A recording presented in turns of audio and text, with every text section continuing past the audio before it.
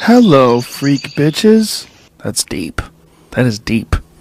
This is going to be hurtful to a lot of people. There's a lot of people listening to this right now, very upset. Yeah, very, well, very triggered. you asked earlier why the postmodernists don't like blunt speech. Yeah, That's why, man.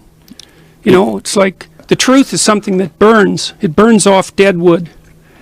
And people don't like having their dead wood burnt off often because they're like 95% dead wood. And believe me, I'm not being snide about that. It's no joke. When you start to realize how much of what you've constructed of yourself is based on deception and lies, that is a horrifying realization. And it can easily be 95% of you. Things you say, things you act out. You see that in Pinocchio, which I often discuss. Pinocchio, when he gets corrupt as he matures, he first learns to lie, and then he becomes a braying jackass on Pleasure Island. It's like, and he's threatened by the underground authoritarians, right? They're going to sell him to the salt mines. It's like, yeah, that's for sure. It's exactly right, man. So then you figure out you're a braying jackass and you're lying all the time. That's a terrible realization. And then all that needs to be burnt away. And the people don't like that. Now, you've been embattled in this conflict for quite a long time. And I've got to imagine that the way you look at the world, the way you see things many, many steps ahead, do you see any sort of a logical conclusion to this process? Do you see any light at the end of the tunnel? Or do you see an impossible to avoid conflict? Like, what do you see when you look at this whole thing long term? Well, I would say I can't look at it long term. And the reason for that is that, and this is why I get a kick out of all the Kekistan boys. I do believe that we're in a period of chaos. What's a Kekistan? Kek is a mythological country that's ruled by chaos, by the god Kek, who's a frog, as it turns out. I don't know about this. Well, you need to look them up. That's a big internet thing, Kekistan. Yeah? Yeah. A big internet thing? All I know about the frog is the Trump frog, the Pepe the frog, who is apparently so distraught that his frog has been used to align. He killed him off. Yeah, he killed him off, but good luck, he didn't. All right, so that's stupid because the people who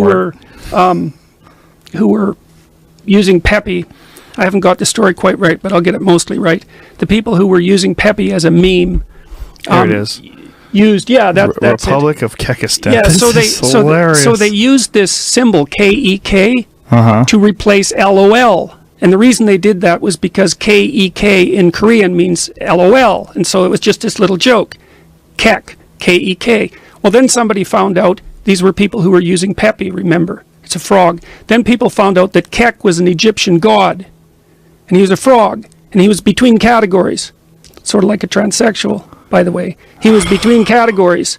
And so now they have this Republic of Kek, and it's ruled by this Egyptian god, whose name is Kek, who's a frog. Hold on, go back. Don't keep changing this. Jamie's doing this in the background while you're talking, but look at this. There's a frog with a Make America Great Again hat, and he's got like a tombstone. It says, "Those who served in the meme war, 2015 and 2016. We are the gods of the great meme war. We are the shit posters, the Legion of Kek. We are the internet, the death of the normies. Lulz and Kek, we are one." What in the fuck is going on? That is the question, and that's the question you asked me, and my answer was I don't know. We're in a period of chaos. We're in a period of chaos, and in a period of chaos, the time horizon shrinks because the outcome is uncertain. Well, this seems to be truly embracing chaos. I mean, just that statement, the frog, the Donald Trump thing with the hat on. This is one of the things that seems to me to be a reoccurring feature in this whole chaos ballet that we're watching play out, is that people are enjoying the fact that Donald Trump sucks as a president. They don't feel threatened by it. They like it. And they don't like it because they want to burn this motherfucker to the ground and torch this thing, and like a phoenix we'll arise from the fire. No, it's not that. It's that they are enjoying that it's falling apart. This is why we are the shit posters. Do you know what shit posting is? Yeah. Jamie, explain shit posting. You're really good at explaining it. Yeah. You do. Posting for like literally no reason other than to get someone mad. It's almost like trolling, but it's like a separate level of trolling. right? That's Right. a good way to say it. Yeah, that's a good way to say it. Provocation for its own sake. Jamie's the first person to tell me about shit posting. I wasn't aware. Till about what? A year ago? Yeah, I think it was, right a year around ago. about pre-election time. I did not know. So, I mean, there's rules for operating in chaos, right? Because that's when you're in the belly of the beast or the belly of the whale and you're Right. underwater. You're in the underworld. You're in the underworld in chaos. And so that's a really cool thing to know, Joe. So imagine that the normal world of mankind is inside that dominance hierarchy where everything is going well. Because nothing abnormal is happening. You're getting what you need and you want. And your conscious knowledge suffices, right? Okay, but then something tilts and that structure no longer works. So where do you end up? You end up in the underworld. That's what happens when your partner of 20 years has a long-term affair and you find out about it. It's like you thought you knew where you were, but you didn't. And now that you found out, you don't know where you are. Well, when you don't know where you are, you're in the underworld. Right, and that's where the unconscious forces play. Those are the gods. That's why there's gods in the underworld. And people go to the underworld all the time. It's chaos and fear and depression, hopelessness and imaginativeness. It's everything. It's And this chaos. realm is terrifying to people. Terrifying and promising. Terrifying and promising because dragons have gold. Because it's always, the unknown has two things. Just like the future. It's Right. like, look out, it'll do you in. And look out, it offers everything to you. That's the underworld. That's why the hero always goes into the underworld to find a cave full Right. of gold that's guarded by a dragon. In The Hobbit, literally. Yeah, well, and that's Smaug. Beowulf, right? Yeah, sure, and that's yeah. the oldest story of mankind. It's really our oldest story. Wow. And so that the underworld is chaos. It's chaos, and down there's all sorts of play of possibility. And the reason the frog was the guardian of chaos is because the frog is this thing that doesn't fit into categories.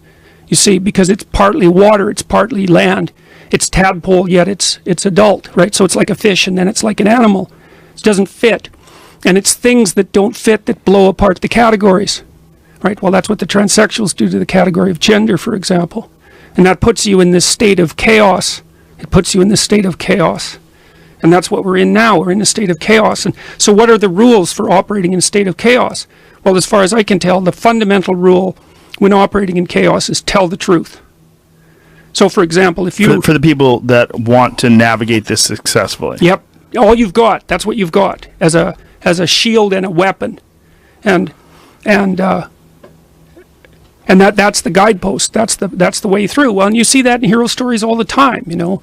So it's allegiance to the truth, but the truth is a strange thing. It's a very strange thing. Often the hero in a story has to assimilate their dark side before they're capable of telling the truth. Right, in The Hobbit, for example, he has to become a thief. Right, because he has Right. to get tough. That's the thing. That's the thing. Also, the thing about telling the truth is that it's not for the naive. Not at all. And partly it's because it burns off dead wood. It's partly because it hurts people's feelings. It's a sword. So you have to be a warrior. Wow. A truth warrior. In this time of chaos. Right. What emerges from this? Right. Sometimes it's catastrophe. That's the thing about these categories. They're real. They're real. And you know, the optimists that I hear say, well, the pendulum swings and then it swings back. And I think, yeah, well, sometimes it takes 100 years to swing back, and it takes a hell of a lot of people out on the way. And sometimes it never swings back at all. So, you know, sometimes people go out to fight a dragon and it just eats them, or it burns them. And that's the end of that. Right. And like, we're in an unstable period of time at the moment, in a transition period of some sort. I can't put my finger on it, but I know that that's partly why what I've been saying has been resonating with people, because obviously it's not about pronouns. Well, it is. It is, except